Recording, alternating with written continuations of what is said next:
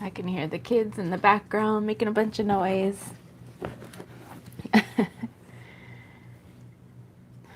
Just waiting for a few of y'all to get on. Got some chapped lips.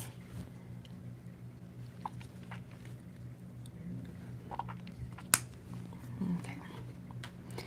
I'm sorry if my husband calls, but I'm just gonna wait for a few of y'all to get on. Got somebody popped up. Hello, how are you guys doing? Sorry to pop up on y'all randomly. And hopefully you can hear me okay. Got my mic pushed in all the way, I hope.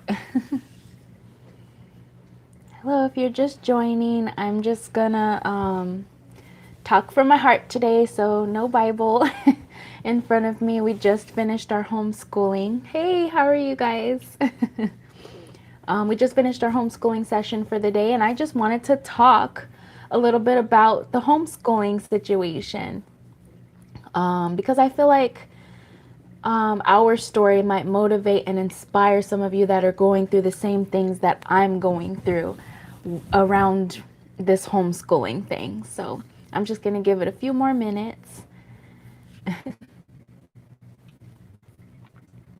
I wish I would have turned that computer off in the back, so ignore that. I know it's super bright. But homeschooling for us started on Monday, so the 31st of August. It was our first week. We finished the week for today.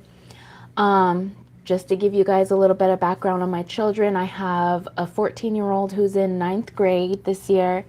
So this was his first year going to high school. I've got a 10-year-old who's in 5th grade, a 9-year-old who's in 4th grade, and I've got an 8-year-old who's in 3rd grade. So I've got them staggered up, right? This is my very first time ever doing any sort of homeschooling setting. They've all been in public school ever since they were going to school, and daycare even before that, and Head Start. So this is my first time. So when all of this COVID-19 hit, at first I was like, you know what, I'm going to pray over my children. They are going to be fine. They're going to get through this. They are going to, somebody asked me a question there.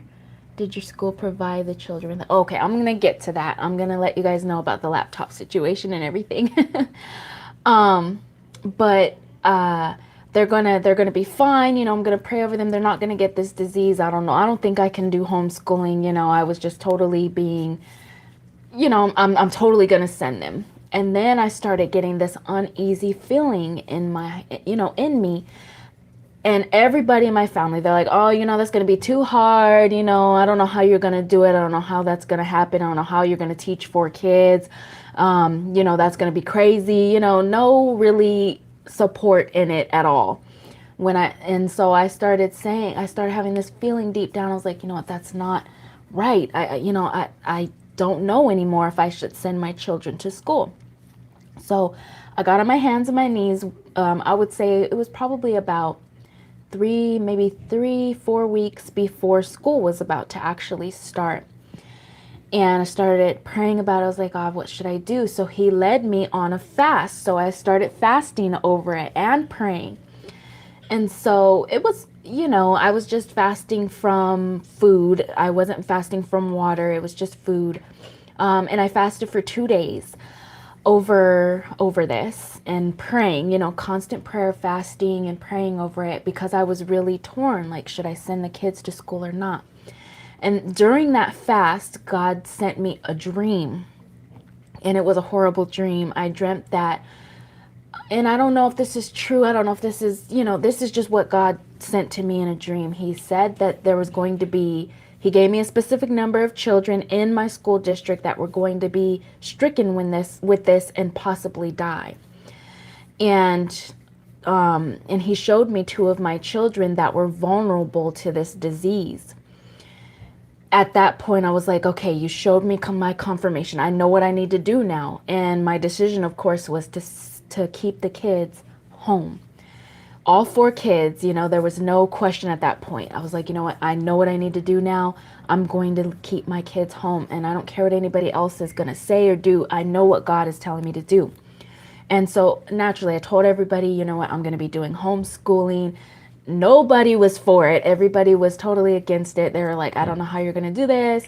All of these different negative things that they were saying. And so, here comes the time when I'm about to get the kids registered for the virtual schooling, get their logins and things like that. And it was like one thing after another that wasn't going right. So when somebody mentioned the laptops, this is the only computer that we have right now for all four kids. Well, aside from a broken laptop that my son is using, because we're trying to get the, four kids to be logged into our homeschooling and do all of this by 3 o'clock every single day. We have a period of going to school from 9 o'clock is what time that the teachers have to get their assignments up and everything. And we have to turn them in by 3 o'clock before they leave. And so you can imagine there's four kids that I'm trying to do. One of them's in high school doing pre-algebra, things that I haven't done since I've been in school myself, But I've been surprising myself. I've actually been surprising myself with how much I still remember from doing pre-algebra and algebra when I was going to school. But anyway, so we've been going against these deadlines.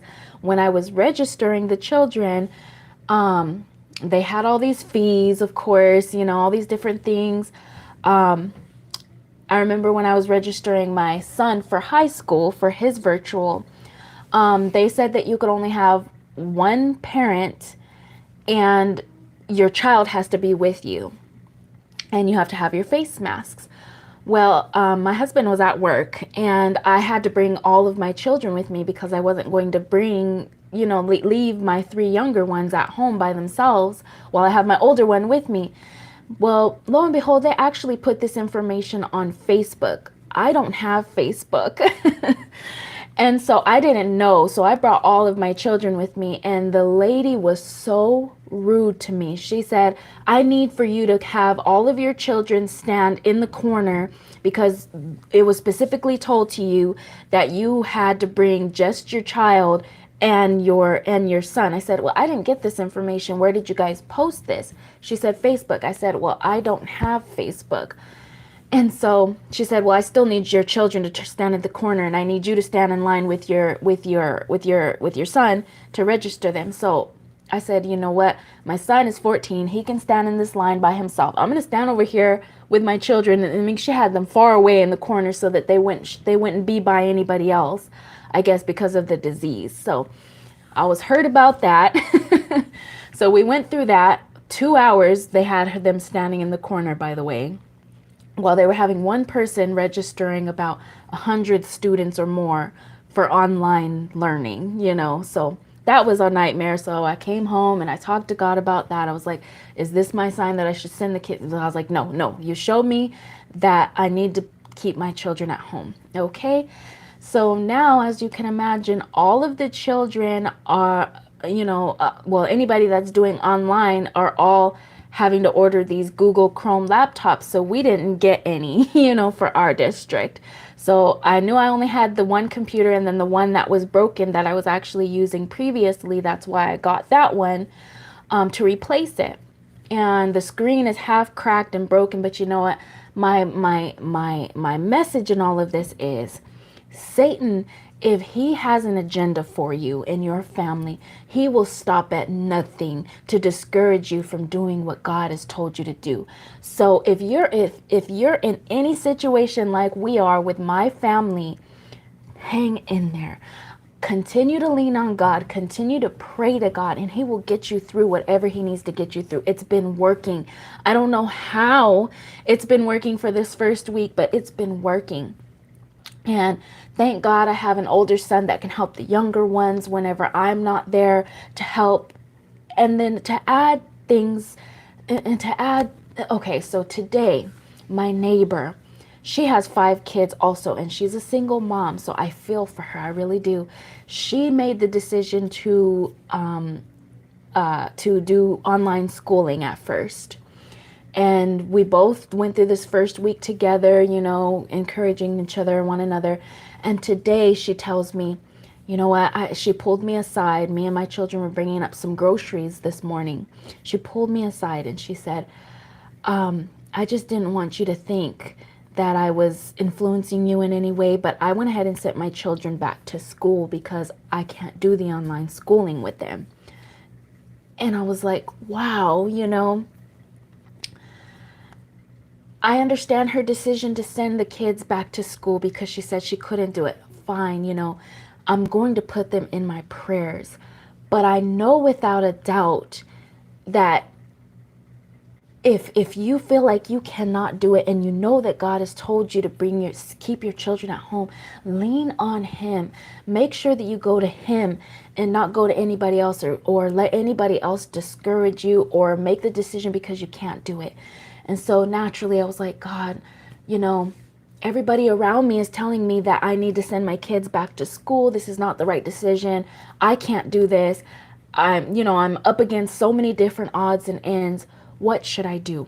And so when I prayed about it, God brought to me so many different revelations of what this is going to bring to my family. It was so beautiful. And I wrote down a whole list, but I'm going to tell you guys the top 3 things that I believe that this will bring to my family. The first, of course, being that I know that they're an added safety at home, from the disease. That, of course, gives me a peace of mind, because I don't want to have to worry about my children practicing the social distancing, keeping their mask on, all that different stuff. That's added stress on the teachers. That's added stress on the students.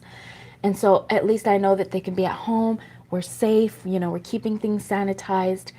I'm teaching them. I know what they're doing and where they're at. I don't have to worry about that. So that's the first thing. The second thing was, this will bring so much patience. It will bring God into my children's lives.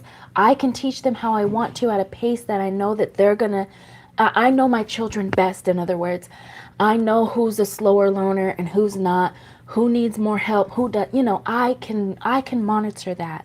It's giving me more patience. It's putting patience into my life and teaching me something to do that I've never done before, which is awesome. It's a blessing for me. And so patience is a fruit of the Spirit. So we need to make sure that we are implementing that in our life. And what better way to do that than to sacrifice for your children, your babies, the ones that you're sending out into the world one day, you knowing that you made this sacrifice for them, and knowing that they were going to be safe, and knowing that you were going to keep them home for a year and teaching them God. And that brings me to the third. I don't have to worry about worldly influence in their lives. I know without a doubt that, whatever's happening here at home, I'm monitoring that. You know what I'm saying? And so I know that I'm keeping them away from the worldly influences and the things that go on in the children's lives, and bullying, and, all these different elements that come with the worldly influence in a public school.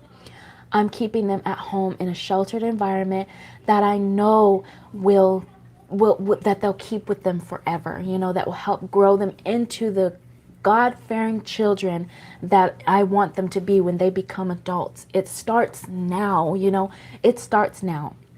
And so among the long list that I had, those are the top 3 things that I could think of that are benefiting my family the most.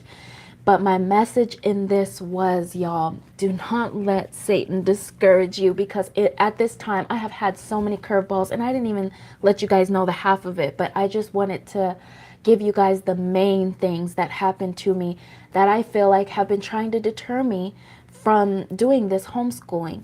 We have another week to decide if we want to return to regular school, or if we want to continue the virtual schooling. But I know without a doubt that God is calling me to do this virtual schooling for this year. And who knows what that will lead to. Maybe I'll do it for the rest of their schooling. Moms do it all the time. And I know that I'm totally capable of doing this because God has told me that I am. God has equipped me to do it. And so don't be discouraged out there. Know that God is by your side, and he will give you the strength, the wisdom, everything that you need to get through this year in this virtual learning experience, and continue to pray and lean on him during this time. And don't let just one computer like me or, everybody else telling you that you shouldn't do it, or, whatever it is, don't let it deter you. We can do this. We're going to support each other. We're going to pray each other through this. And so that is my homeschooling story in the short of it, in a nutshell. So please, guys, just hang in there. We're going to get through this time. We're going to get through this virtual homeschooling thing, whatever it is that God is going to have us get through or do. We're going to get through it together in Christ, who strengthens us. And so I just wanted to pop in and say, let's see. Yeah, you're right. And most importantly, the children do have each other, and I know that they've been at home since March. I get it. We've all been cooped up. This whole year has been hard, for all of us. It really has. And it's been a year of big change and just so many differences. But I mean, it's wonderful. It's just wonderful. It's wonderful when I think about it, because it's even pulled different strengths and different abilities out of myself that I didn't even know I had, It really has. Let's see. Sharing. Okay. Wow. Says hi. I just want to say hello. Let's see. I don't know why they couldn't register them to be remotely online. I do not know. But it was a nightmare. When I say that was a nightmare, that was just a nightmare. But I was just sitting in line praying. I shouldn't say sitting in line. I was sitting in the corner with my children, just praying. Because I was like, what about the women that have to bring like little 2-year-olds? Not everybody can leave their kids at home. And so I couldn't believe that lady was treating people like this. And then on top of that, adding stress to an already stressful situation to the parents and to the teachers too, That was just, I don't know. I came home and prayed about it. I did. I prayed about it the whole time I was in the line, because I was like, I just cannot let this get to me. I've got to get through this, because this is the decision that I've made.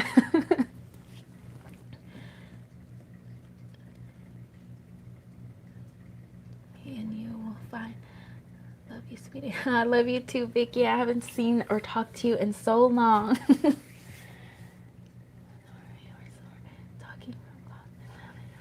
Well, thank you. Let's see. Yeah, it says Juliet. Faith, how are you? And so yeah, that's my homeschooling story. Let's see, I think Labor Day, they don't have school, so that's going to be a 3-day week, and I'm hoping to get a good video up this weekend while I have some time, hopefully. My husband will be off too, so that'll be good. But I really hope that you guys receive this message. We got through our first week, and I actually really do like the online schooling. It's actually pretty fun. It hasn't been too hard or stressful yet, beside the fact of, everybody trying to get all of their work done by this certain time frame. But